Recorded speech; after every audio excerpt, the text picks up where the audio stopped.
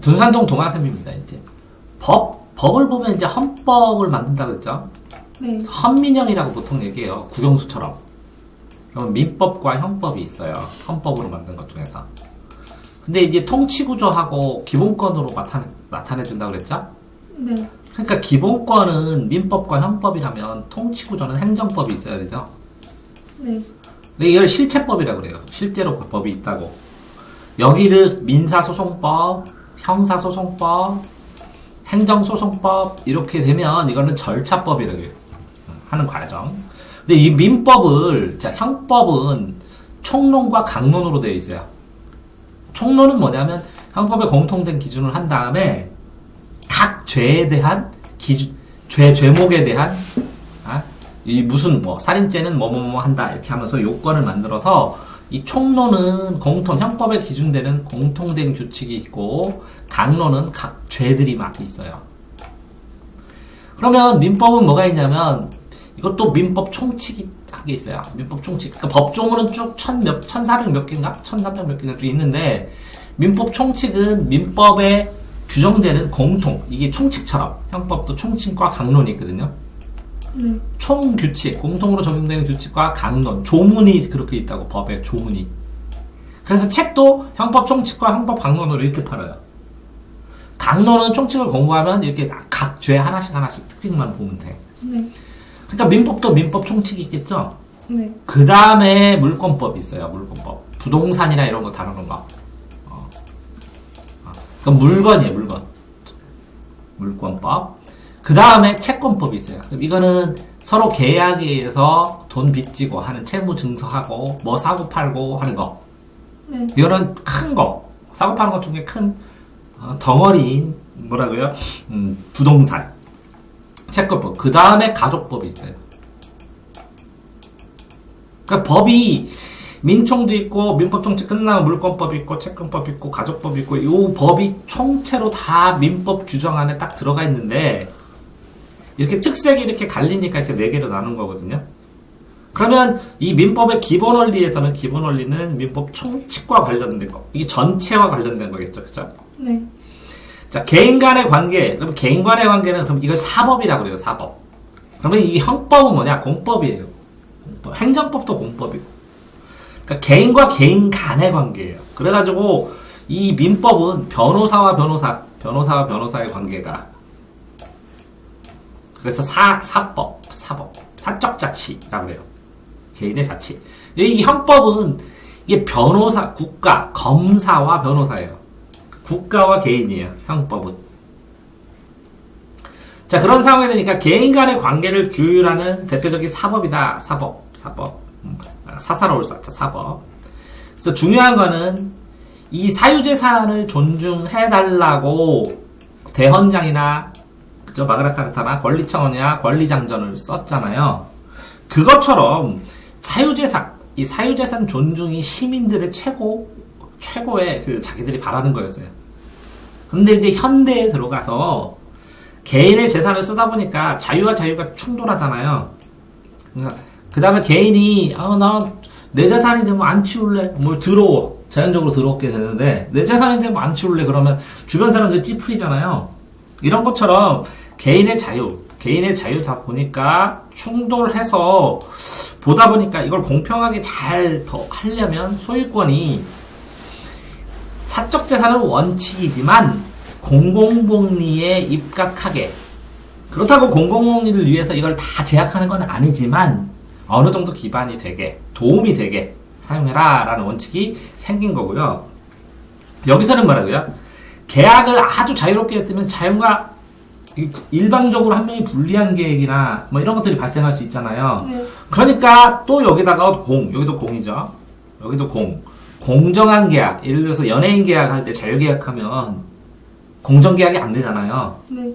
그런 거. 그래서 뭐 10년 동안 뭐 노예 계약하고 그런 것 때문에 계약 공정의 원칙이라는 게 생긴 거고. 네. 이 과실하고 무과실 했을 때 고의하고 과실을 했을 때 형법에서 고의는 내가 안다는 거예요. 과실은 실수라고도 볼 수 있는데 고의는 뭐라고요? 내가 아는 거. 그럼 과실은 뭐예요? 실수. 아니 실수가 아니라 내가 모르는 거. 모르고 벌어간 일. 그럼 중과실은 뭘까요? 중요한 사항이라 조금만, 몰랐긴 몰랐지만, 중요한 사항이라 조금만 주의를 기울였으면 알 수 있어. 그럼 중과실이. 이해됐어요? 네. 그래서 고의는 의미가 있다는 거죠. 알고 있다는 거야, 고의.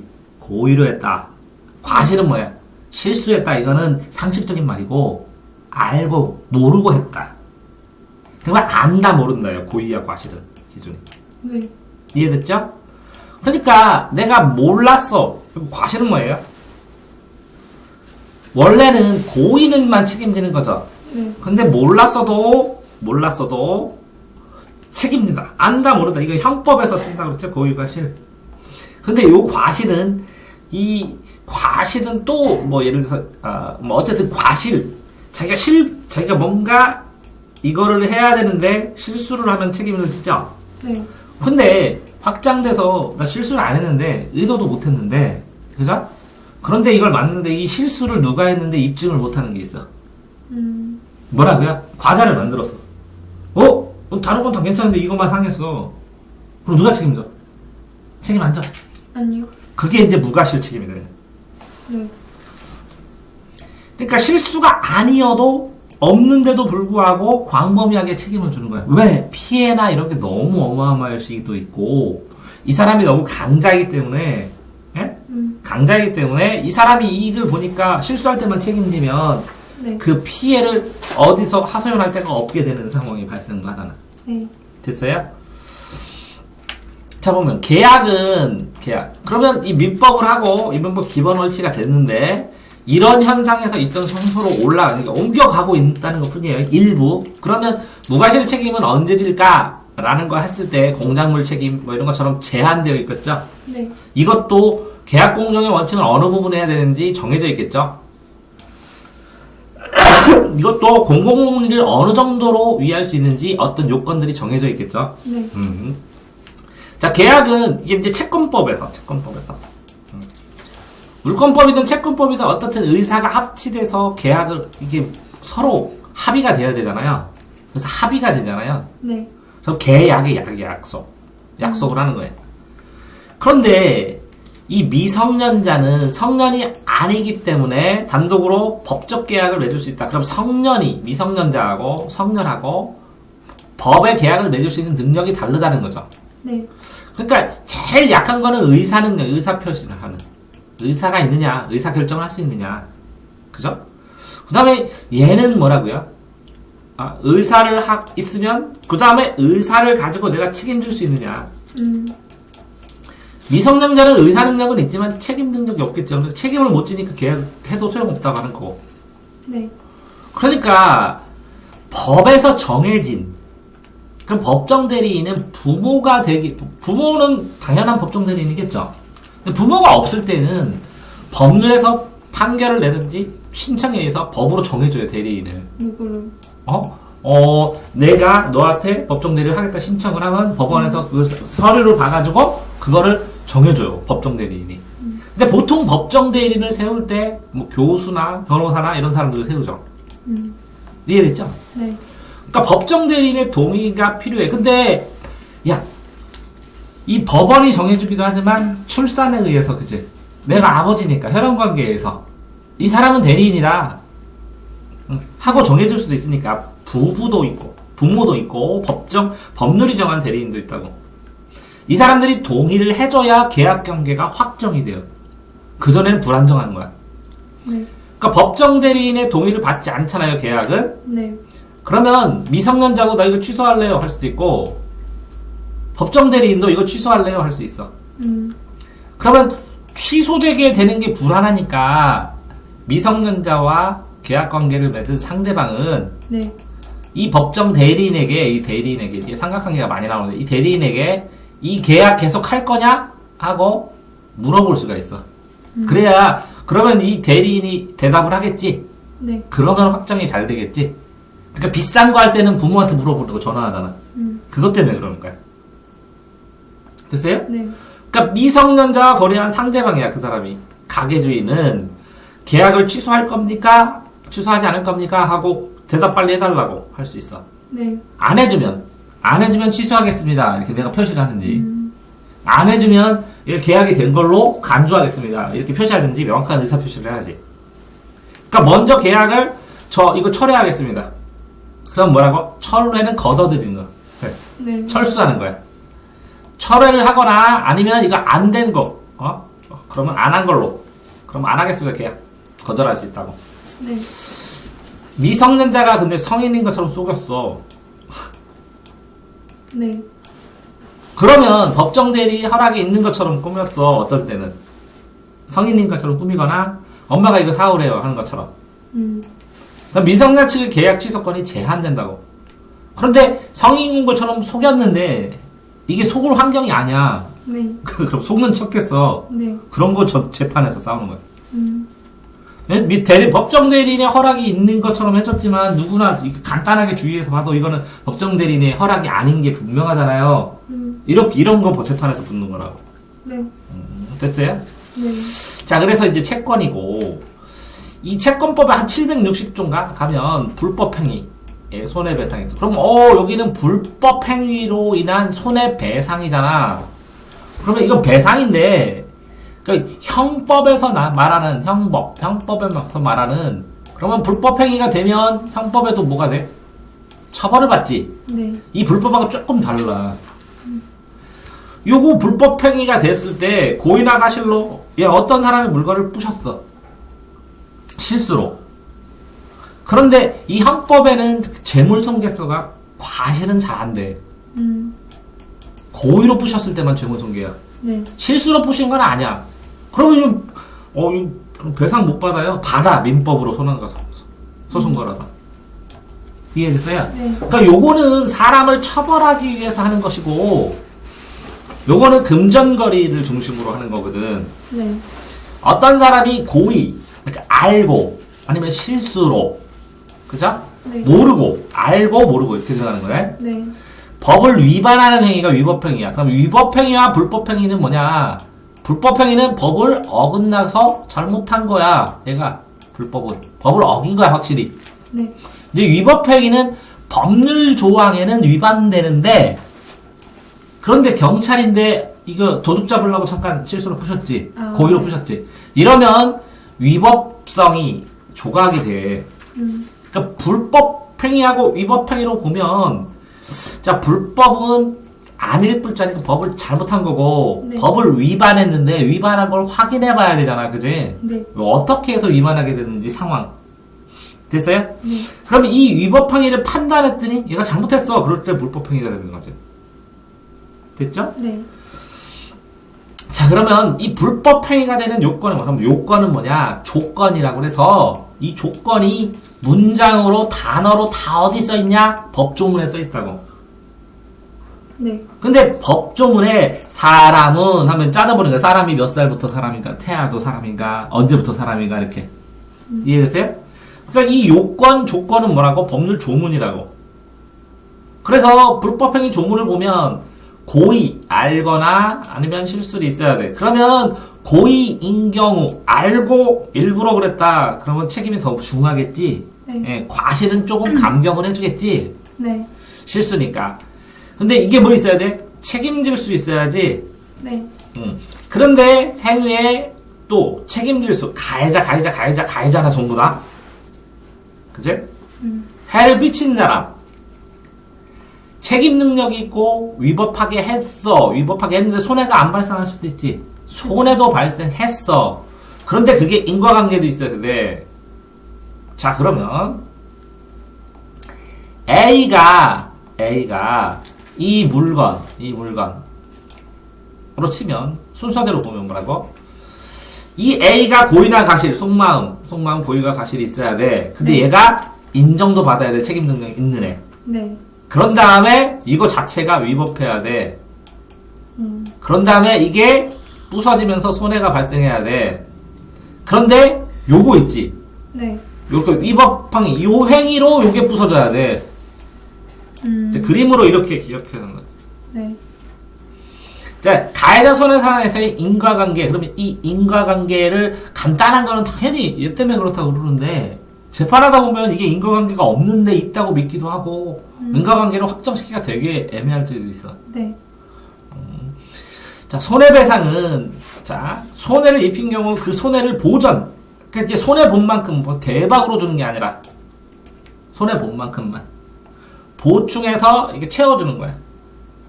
네. 자, 다음에. 여기에 특수불법행위 특수란 조건이 있는 거야. 네. 이제 책임 무능력자는 책임을 못 지니까 미성년자지. 미성년자도 있고 한정치산자, 금치산자. 예를 들어서 완전히 미친 사람, 제한적으로 미친 사람, 네. 이런 사람도 있고 미성년자처럼 의사 판단을 못하는 사람이 있고. 네. 이제 이 감독자가 책임지는데 어떨 때는 그 다음에 뭐라고? 이 사용자가 책임진다. 물건은 사용자, 사용하는 사람. 네. 이거는 공작물 점유자, 소유자. 그러면 이 공작물을 자기가 지금 쓰고 있는 사람, 그러니까 사용자하고 차이는 뭐냐면, 사용자는 예를 들어서 지금 기계를 사용하는 사람이라고 치면, 네. 그래서 건물에 매달려 있는 간판은 누가 책임져야 돼? 이거 설치한 사람. 이거 설치한 사람. 네. 근데 소유자는 설치한 사람 집주인이야. 네. 그런데 그거 쓰고 있는 사람은 이 상가 운영하는 사람, 상가 운영하는 사람, 둘 다 책임자잖아. 네. 동물을 점유한 사람, 공동으로 불법행위 했을 때는 공동이 들어가면 형법도 그렇고 민법도 그렇고 공동으로 하니까 강하게 하는 거야. 네. 그래서 특수자가 들어가는 거고. 이제 그 불법행위가 발생을 하면 소송을 해야 되는데, 형사 사건은 1,000만 원, 300만 원, 네. 300만 원 미만은 그냥 손해 보는 게 낫는데, 민사 사건은 1,000만 원 네. 이상 돼야 재판하지. 안 그러면 변호사 비용 주고 힘들기만 해. 민사에서 소송 분쟁을 해결하는 방법. 자, 내용 증명은 이 내용을 증명하는 편지를 써. 이렇게 3편, 3개. 그 사이사이에 도장도 다 찍어. 그래가지고, 자, 이 내용을 써서 네가 돈을 언제 나에게 이렇게 줘서 얼마의 문서를 껐는데 네가 안 갖고 있다. 네. 언제까지 갚아라 하고 우체국에 가. 그래서 내용 증명 보내겠습니다. 그래. 네. 내용 증명 보내겠습니다. 하게 되면, 그러면 한 분은 우체국에 보관해요. 뭐라고? 한 분은 우체국. 하나는 날 줘. 하나는 상대방에게 보내. 네. 근데 뭐는 알아야 돼, 결국은. 그러면 상대방 주소를 알아야 돼. 주소. 그래서 내가 얘한테 이걸 왜 하냐면, 내한테 고지를 하고 돈 달라 이렇게 공지 언제 말해줬냐 안 했냐 이거를 증명할 수가 없기 때문에 우체국에 내용 증명 일자를 받아. 보내는. 네. 이 편지 보냈다고. 한 분은 어디다 보관한다고? 우체국. 한 번은 상대방을 보내고 하나는 내가. 이해됐어요? 네.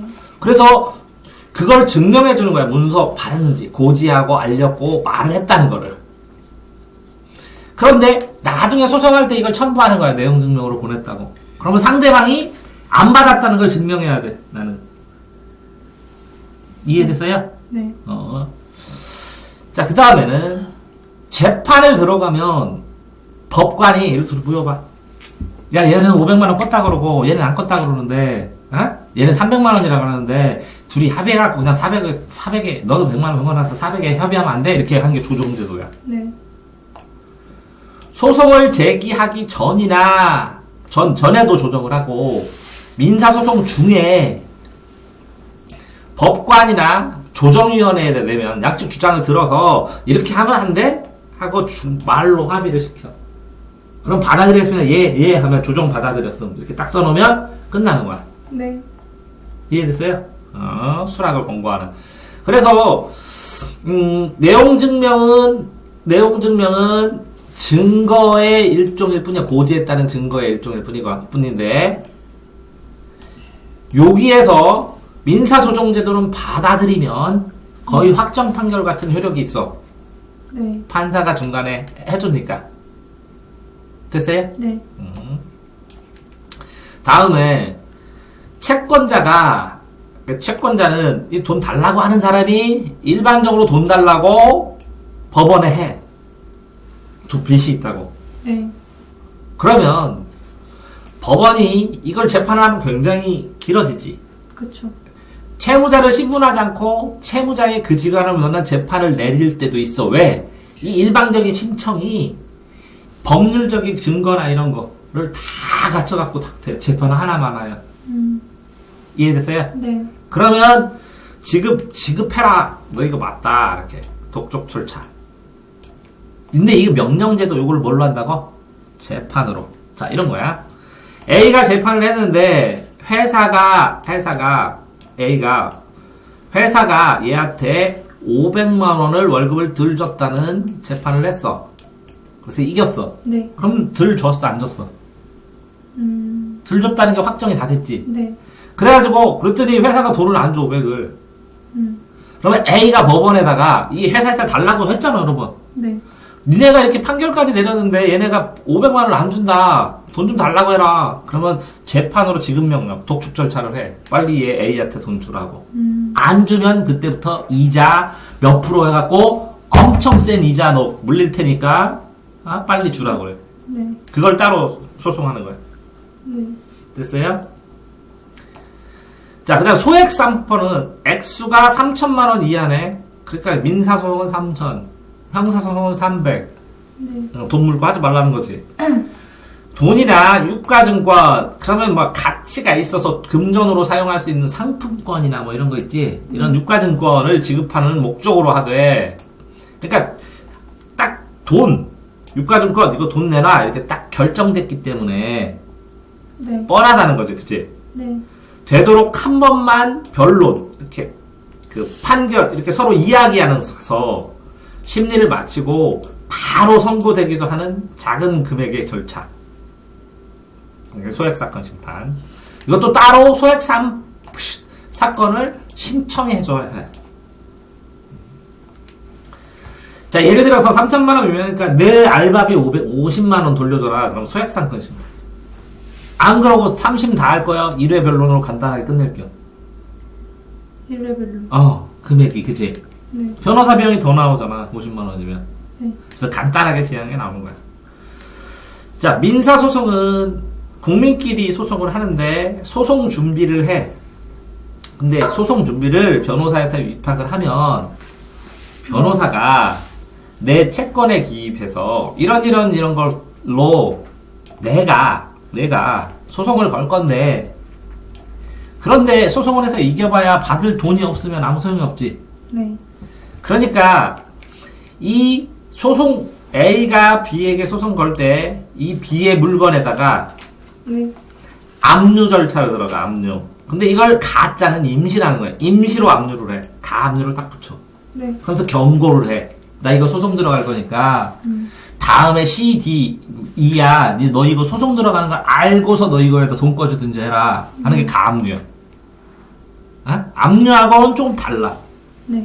임시로 압류하는 거야. 가처분도 처분해야 되는데 임시로 나 가처분 절차로 너 이거 소송 거는 거야 하고서 경고를 해줘야지 사람들한테. 이해되세요? 네. 압류는 못하게 머물게 해서 남들이 못 가져가게 하는 거고, 네. 가처분은 이렇게 해서 엉뚱하게 처분을 해버리면 갑자기 이 물건값이 떨어지는지 할 수 있지. 네. 그러니까 그런 걸 경고를 하는 거야. 네. 그런 다음에 소송을 제기를 하고 변호사들이 변론을 한 다음에 판사가 판결을 하지. 네. 근데 판결이 나왔어. 그러면 그래 돈 꾼 게 맞다 이거지. 네. 돈 꾼 게 맞다지 한꺼번에 돈 꾼 게 맞으니까 돈까지 주세요는 따로 별도의 소송이야. 그걸 뭐라 그래? 지급명령제도처럼. 자, 그래서 판결 불이행 시, 자, 이렇게 해갖고 내가 이 소권이 알았어. 그럼 강제 집행을 해. 그러면 이거를 압류 집행하는 거야, 그때. 네. 압류를 하든지 아니면 강제 집행을 또 신청해야 돼. 그러면 집달관으로 법원에 서 있는 집달관들이 가서 그 사람 물건에다가 이렇게 딱지를 붙여. 이거 다 압류해버린다고. 그래서 팔아가지고 하든지 네. 여러 가지 절차를 또 거쳐야 되는 거야. 네. 근데 이게 너무 복잡하니까 법률구조공단이라는 공단이 있어. 그래서 무료 법률 상담을 해줘. 네. 아니면 가정법원은 이건 재산 문제인데 또 특수하잖아. 네. 그래서 가정법률 상담, 가족법 상담하는 데가 있고 변호사 법률 구조 재단 같은 데서 이렇게 무료 상담을 조금 해주기도 해. 네. 자 보면 뭐 팍팍 넘어가는구나 여기. 민법에서는 태아가 살아있는 상태로 이게 어머니 몸 밖으로 나올 때, 그럼 완전 노출설이네.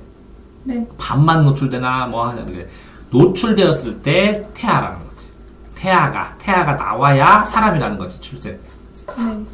그래서 상속 등 예외적인 상황에서 태아도 상속자로서의 권리를 인정한다는 거지. 네. 그러니까 태아의 권리 능력 따로 해가지고 막 논문 쓰고 그러겠지 사람들이. 네. 자 성립 요건은 혼인이 성립하려면 이것도 이혼이고 성립하려면 의사가 합치돼서 이게 뭐라고? 의사. 정신이 멍하고 나가 있는 상태에 혼인해봐야 이게 무효라는 거지. 네. 그다음에 법적으로 혼인할 나이 남자가 여자는 16세, 남자는 18세인가 그럴걸? 부모 동의하면 할 수 있는 거, 또 성인이 돼서 할 수 있는 것도 있는데 네. 부모 동의하면 14세, 16세인가? 모르겠어요. 이게 있는데 따로. 그러니까 부모 동의했을 때 혼인할 수 있는 나이. 예? 그리고 자기가 혼인할 수 있는 나이. 네. 이렇게 있어. 법적으로 혼인 가능한 나이가 정해져 있어. 혼인할 수 없는 친족 관계가 몇 촌이다 이런 것도 있고.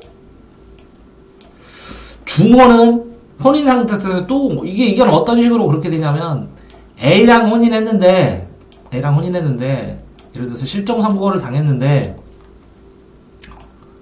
그런데 B랑 이게 죽은 줄 알고 네. B랑 결혼하면 이 사람이 돌아오면 중혼 상태가 돼버려 자동으로.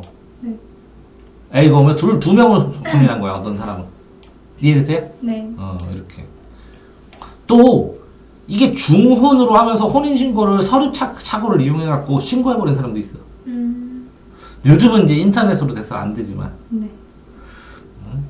자, 그 다음에 혼인신고를 해야지. 혼인신고해야 되네. 네.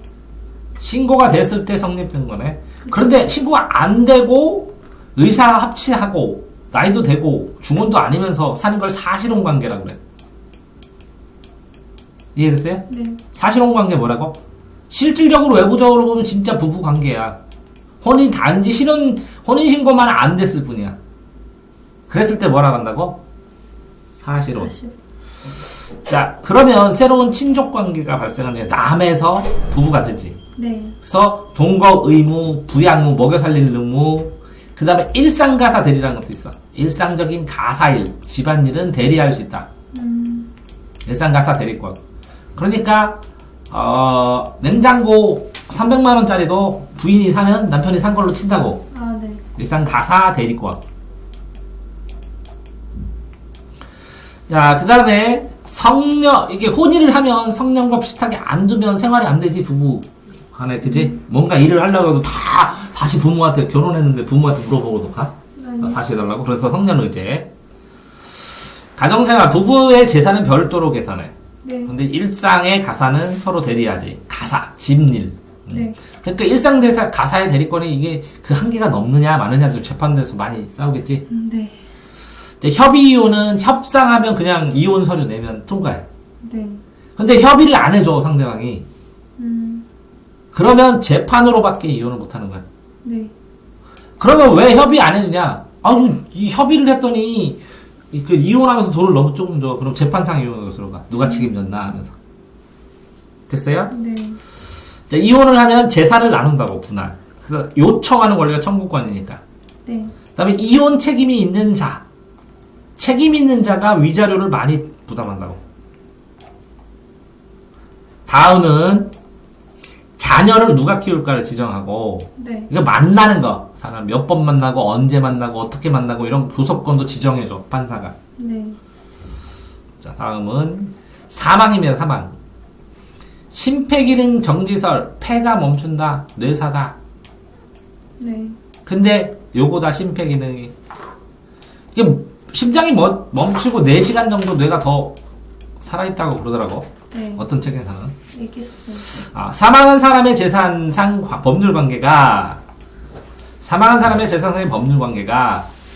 사람의 망인의 재산이나 재산 법률 관계가 배우자 네. 일정 범위 친족 이건 뭐라고? 일정 자녀나 손자 이렇게에 승계되는 것. 유언이 있으면 유언 상속, 유언에 의해서 상속하고 유언이 없으면 법정으로 정해져 있다는 거지. 네. 지분이 딱딱딱 이렇게 줘라. 이렇게. 근데 유언으로 A, B가 있는데 모조리 A한테 다 줘라 해도 네. 최소 치분을 이 B에게 줘야 되거든. 네. 그게 유류분이야. 어. 남은 재산의 최소치는 얘한테 주고. 네. 그러니까 유언으로 이걸 뭉창 줘라 해도 얘한테 준다는 거지. 네. 자, 그럼 유언을 할 때는 자기 필기구로 쓰기도 하고 녹음하기도 하고 이 공정증서는 변호사나 뭐 이렇게 가서 앞에서 공적 양식 정해진 증서도 있지만 변호사나 얘한테 증명받는 거고 네. 비밀 증서로 넘기기도 하고 말로 근데 뭐 구수증서 말로 했는데 이거를 말을 듣고 써놓는 사람이 있어. 남겨놓는. 아니면 녹음도 안 했지만 이걸 써놓기도 하고 그런다고. 이거 말했다 그러고 사인 받기도 하고. 왜? 글자를 모르는 사람은 그럼 뭐 유언 못하냐? 안 되잖아, 그지? 네. 상속 1순위는 자녀랑 배우자인데, 그죠? 자녀 배우자, 자녀 다 없었잖아. 배우자는 또 들어갔는데 부모잖아, 부모랑. 네. 이게 동순이라고 그렇게. 그 다음에 형제자매. 형제한테도 가네. 자녀하고 배우자가 없으면. 네. 형제한테 다. 사촌 이내 반계열중 옆으로 사촌 이내로 가네. 형제자매도 없으면. 가끔 가다가 뭐 외국에서 뭐 미국 같은 데서 막 그 상속 대박 맞고 하는 거 율도 뜨는 거지. 다 없어가지고. 손이 줄어들어서. 자녀의 성별, 혼인관계에 관계 없어. 지금은. 옛날에는 뭐라고? 여자가 0.5 적었어. 근데 지금 관계 없어. 네. 또 결혼한 사람은 넘겨주고 안 하고 그랬어. 안 한 사람은 뭐 하고. 근데 지금은 관계 없어. 네. 이해되세요? 네. 배우자는 근데 뭐라고요? 0.5% 더 받아. 왜? 이렇게 받아도 0.5 더 받고 이렇게 받아도 0.5 더 받아. 네. 네. 됐어요? 네. 재산뿐만 아니라 뭐 또 상속돼? 빚. 빚도 상속되기 때문에 상속 포기를 해야 돼. 네. 빚이 많은 것 같으면. 상속 포기는 상속받을 모든 사람이 다 해야 돼. 법원 가서. 네. 그러니까 나만 혼자 포기하냐? 그럼 난 포기한다고 선창하는 건 모르겠는데 가족이 다 했어. 상속 포기할 때. 안 그러면 나머지 사람이 덤태기 쓰잖아. 네. 빚 있으면. 그 다음에 한정 승인이라는 게 있어. 속이도 있고. 얘기했었어요. 자신의 상속 재산보다 채무가 많거나 비슷하면 포기하거나 한정 승인을 해서 일정 부분 다 빚을 갚고 근데 이게 절차가 복잡해. 네. 그래서 포기해버려고. 사실 뭐 고지도 해야 되고 즉 재산 계산도 해야 되고 그러니까 일반인이 쉽지 않으니까 잘 못해. 근데 부자들은 하겠지. 네. 그래서 빚을 다 갚고 남는 것만 자기가 갖는 거거든. 남는 게 있을 거라고 여길 때는. 근데 그러면 빚이 더 많아. 그럼 다 갚으면 끝이야. 자기 선의에. 그러면 왜 그럼 이걸 만들었느냐? 포기하는 것보다 이거를 하는 게 재산 관계를 더 빨리 명확하게 정리하기가 좋잖아. 네. 이해됐어요? 네. 자, 그래서 아까 여기 계약은 채권이고 저 위에 가족법이고 이건 물권법이야. 부동산. 네. 움직이지 않는 부동산. 부동산의 권리관계. 이게 누구 거냐? 이게 어느 면적이냐? 하는 것들. 공적 장부. 그러면 어디냐? 법원에 가면 등기계에 가면 등기부라는 이렇게 종이가 있어. 이렇게. 네. 그래서 갑구, 을구 해가지고 재산 변동사항을 이게 비싼 거니까 네. 여기다 다 기록을 해. 네. 등기부에. 그래서 일반인이 주소만 딱 치면 요거를 뽑아볼 수 있어. 네. 그걸 공시했다 그래. 그래서 이 등기부를 보면 등기에 보면 표제부에 표시 제목이니까 어디에 있고 면적 얼마고 이건 용도가 뭐냐 그러면 산이냐 들이냐 밭이냐 주택지냐 이런 거 그게 뭐 건물이면 아파트면 어떻게 되느냐 이런 거. 네. 그게 변경될 때는 뭐 이렇게 변경된 순서대로 다. 왜 옛날 등기부에서는 산으로 돼 있었는데 이게 전으로 돼 있었을 텐데 이걸 택지로 바꾸면 가격이 확 올라가잖아. 그지? 네. 주택지로 바꾸면 밭인데 이게 용도 변경이라 그러거든. 네. 전인데 택지로 바꾸면 가격이 확 올라가. 근데 옛날에 뽑은 사람은 이건 전으로 갖고 있을 거 아니에요. 네. 그러니까 이 변경된 순서까지 다 기재해야 된다고. 아, 자, 그 다음 갑구에는 갑을 하면 왼쪽에는 소유권에 대한 사항 누구 거냐? 네. 그러면 을구에는 소유권 위에, 그럼 소유권 위에 뭐가 있냐? 아, 예를 들어서 전세권, 그치? 네. 저당권, 전세는 뭐라고? 통째로 빌려주는 거지? 네. 저당권, 그러면 이거를 맡겨놓고 전당포처럼 은행에 맡겨놨다는 근거. 뭐 이런 것처럼 유치권, 그걸 내가 통째로 내가 가지고 있다는 건, 뭐 이런 것처럼 어쨌든 점유권 하는 이 물권법에 나오는 권리들. 소유권 위에 여러 가지 권리들을 물권법에서 배우거든? 네. 그런 것들을 기재해. 여러 가지, 그 파생되는 권리들을. 네. 자, 주택의 매매, 사고 파는 거랑 빌려주는 건데, 네. 집에 대한 조사를 하고, 집주인이 맞는지 확인. 이게 뭘로 확인해? 여기에 있는 주민등록증하고, 이 등기부상에 있는 이름하고. 자, 어떤 사람이 그래서, 네. 등기부상에 있는 이름하고 똑같은 그 이름으로 개명 신청을 했어. 집주인인 것처럼 하면서 팔아버렸어. 등기부 이름 맞지? 주민등록 이름 맞지? 속았어. 사기당하고. 한 달 전에 저기 보니까 인터넷 보니까 했어요. 네. 그러니까 매매계약서를 어디서 해? 불안하니까 네. 복덕방에서 하든지 공인중개사가 보증을 조금 하니까 네. 아니면 어디서 해? 변호사 앞에서. 네. 이해되세요? 네. 그래서 계약금을 준 다음에 일정 부분 지난 다음에 주는 게 중도금이고 그 다음에 중간에 주는 거 마지막에 들어갈 때 교환하면서 등기랑 교환한 게 잔금이고. 네. 그래서 등기도 그런 거야. 등기 완료하고. 근데 주택임대차는 이거를 주택을 빌려주는데 소유한 소유권자라고 소유한 사람이 다른 사람에게 주택을 사용한 사용권을 주는 거야. 사용권. 네. 주고 그 대가로 돈을 받는 거야. 근데 그럴 때 이게 집이 비싸니까 임차인이 그러면 임대인이야. 반대는 임대 상가 임대인 뭐 네. 임대 빌려주는 사람 임대인이 임차인에게 빌려주면 들어와 입주해 들어가서 살면서 들어갔다는 신고를 어디 해? 동사무소 따는 거야.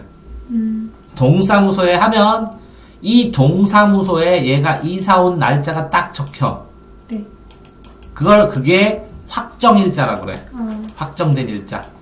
그러면 나중에 이 소유권 말고 네. 이건 땅은 임대인 거야. A 건인데 여기 보면 은행에서 돈 빌려주는 하고 얼마 개인이 돈 주는 거 얼마 이렇게 됐을 때 내가 확정일자로 임대인이 들어오면 여기에 날짜로 딱 찍혀. 네. 딱 나중에 이 사이로. 그러니까 그 주소에 살고 있는 사람이 있으면 다 확인해야 돼. 임차인. 확정일자로 내가 이 집을 만약에 경매하든지 뭘 살 때는. 네. 주택이 경매가 되면 그럼 경매는 뭐냐? 돈을 더 이상 못 갚어. 그러면 돈을 못 갚으면 이 아파트가 있잖아. 네. 이 아파트를 이 A라는 사람이 이 아파트를 법원에 경매 신청을 해. 내가 이 아파트를 담보로 돈 받을 권리가 이렇게 있습니다. 이렇게 해서. 그러면 이 아파트를 살 사람하고 법원에서 파는 게 경매예요. 네. 이해되세요? 그럴 때 이 아파트 살 사람 할 때 여기에 이사간 여기 임차인은 이사간 세입자는 네. 확정일자가 우선순위 있으면 조금 더 보종을 받는 거야. 네. 그러면 확정일자가 여기 1순위 있고 2순위 있고 확정일자가 내가 3번 순위잖아. 네. 그럼 여기 4번에 니네보다 내가 빨라 이렇게 얘기할 수가 있어. 네. 이해되세요? 네. 그런데 그러면 1, 2번이 싸그리 가져가면 안 돼. 그러니까 최소치는 받아. 네. 여기 세 들어가는 사람이 5천만 원에 예를 들어서 8천만 원의 전세를 들어갔어. 그치? 네. 근데 이 세 들어간 사람은 보장하는 최소 비용이 있어. 네. 임대차 보호법에서. 그게 뭐 5천만 원을 만약에 받았다고 뜨잖아. 네. 그럼 나는 3천만 원 뛰는 거잖아. 네. 그럼 1, 2번은 다 받고 1, 2번 다 주고 남은 게 있으면 내가 3천을 받을래? 4번 밑으로 갈래? 밑으로. 밑으로 가면 난 손해잖아. 4번부터 받으면 안 되잖아. 어. 내가 세 번째로 받을 수 있게 해. 네. 그게 확정일자라고. 음. 그러니까 대항력을 갖췄다는 건 뭐냐면 내가 먼저 받을 수 있다는 거야. 네. 근데 소액의 보증금은 일정액은 5천만 원을 먼저 받아. 네. 그런데 이 3천만 원도 받을 수 있다고 확정일자를 넣으면 1, 2번, 4번보다 빨라지니까. 네. 이해됐어요? 네. 그래서 임대차 계약 기간은 2년을 보장받아서 2년 또 더 지내고 계약 만료 1개월 전까지 아무 말 없으면 같은 적으로 다시 2년 연장한 거로 본다고. 네.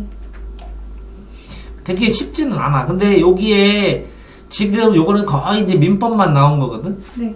민법. 뒤에 형법 나와. 근데